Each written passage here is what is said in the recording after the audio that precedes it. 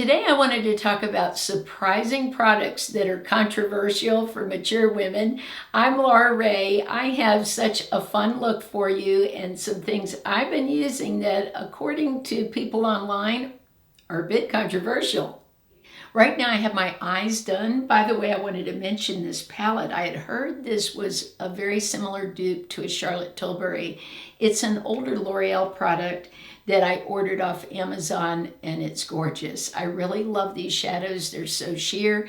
So I'll link the shades below the video. But I went ahead and applied my eyeshadow because most of what I'm going to talk about is the skin. First, I wanted to address the idea of glow products. There is a vast variety of glow products. I wanted to try this for so long. It's Tula, and this is their Rose Glow and Get It. I saw mixed reviews about this. A lot of people raved about it. They loved it. This is infusing sort of skincare with makeup. I have turned out to be a big fan of it. Now what I do is before I apply any foundation, I have no foundation on. Of course, I put my skincare on maybe an hour ago, some moisturizer, some essence, some eye cream. So all that's on my skin, but you just go over your skin. It has a very cool feeling. Now what I love about this, even though it is pricey, it runs I think around $30, it gives a lot of hydration. I like to go in the inner corner and then like around the edges here along the cheekbone, but it's really beautiful even for a non-makeup day. If you want to just put it under foundation too, that's what I'm going to do today. But you can put it on top of foundation like a highlighter. It just has a variety of uses, so I really love that. Let's talk about the second thing we usually hear about mature skin is stay away from full or even medium coverage. Everybody's into super thin coverage, which I'm all about that, but a lot of us have hyperpigmentation, maybe some redness from rosacea or just some broken capillaries.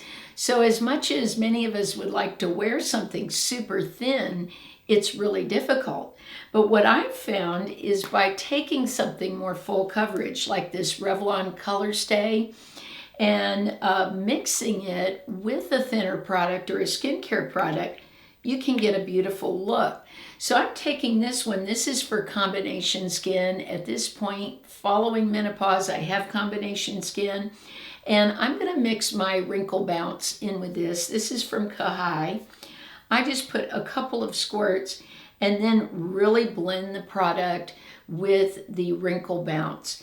This allows me to have that strong pigmentation to cover up these things without it being a thick product anymore. And then just lightly put a small amount on the skin.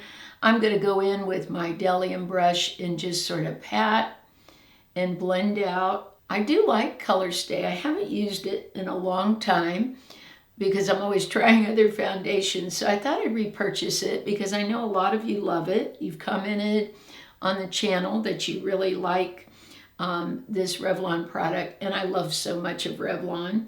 If you haven't seen my video I did a few months ago on my favorite Revlon products, I would recommend that because they're so affordable. And right now on Amazon, I see so many things being discounted because they're coming out with new things. So now's the time of year to buy something that's been out on the market for a while at sometimes half the price. So you see the coverage I'm getting so far compared with this side of my face. I think that's beautiful. The Wrinkle Bounce really thinned it out where it goes on much more smoothly. And I really like the look of this on my skin. I find that this stays nicely for a long day at work. I'm usually there at least 10 hours. So this stays on all day. I don't get the breakdown around the nose that I get from some other products. I have been enjoying doing my eyes first before foundation because that way if I do get any kind of product that falls out, then I can easily clean it off my skin. So I have been doing that more lately. I love this Bdellium brush because I can really get up in the hairline. And then I've just got to I have a lot of texture on my forehead. I always have.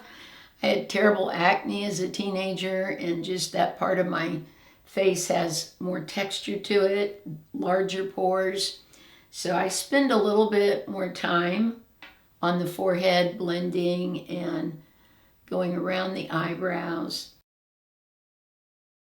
Powder is one of the products that a lot of makeup artists say not to use when you get older. Some are adamant about using it, others say don't.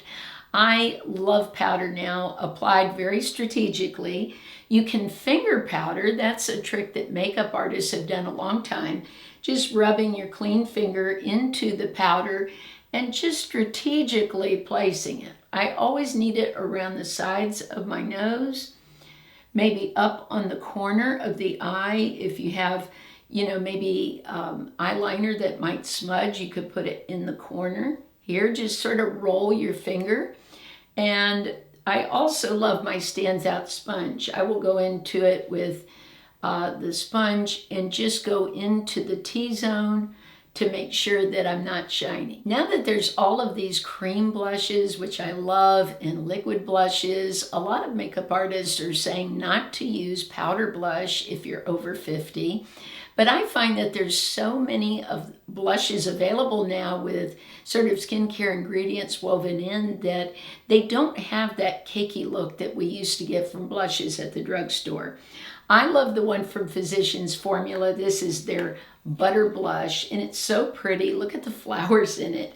I like to take my Bdellium brush. This is a brush that I've talked about can be used for concealer under the eyes like this, but it works great for blush, which you wouldn't expect because of the shape of it. You usually think of a fluffy brush, but I like this because I can really get the placement high on the cheekbone. And I just sort of go in circles here, or more of an oval shape. I bring it up a little bit to the side, and then take my StansOut sponge and just blend it out. This gives such a beautiful look, and sort of pushing it into the skin like this too helps it to not sit on the skin. And what I like about this particular blush is it's very buildable. I say if you build the blush up, you can get a beautiful look with powder blush. You don't have to use cream blush. Now, another trick that I like to do is put a cream blush on and put a little powder on top to give it more longevity. But I think this looks really nice, and you wouldn't even know it's a powder. The next topic is very volatile because a lot of people say as we get older not to wear jewelry. And I know that a lot of women, when they retire from the workforce and or maybe not out every day, get away from jewelry. But if anything, I think it's a time we should embrace jewelry. I have been going back and wearing pieces that I've loved over the years, and I'm wearing a piece from Ana Luisa today. I love their jewelry. They did send this to me, but I've bought so much jewelry from them for gifts. But I think it's important to wear jewelry. If my skin is looking dull, or I just feel a little down, maybe I'm having a down day, that's one of my go-tos. And it will perk me up to see a ring that I've had for years, or to wear a favorite pair of earrings. It can really add a lot to your look. I know many of you don't like a red lip. I've done polls on this, and in the polls, red was like the least favorite. Many of you love nude lips or a nude pink, but I think red can be so amazing and make you just look so healthy. But what I find is instead of a red lipstick, I really prefer these tints or like a lip balm. Now this is a K beauty brand, Roman, that I love so much. I just got this and I put it on earlier. This isn't the natural color of my lips. I put it on and just blended it with my finger. So what I like to do is just dab a little on and then do what I just said. Take my finger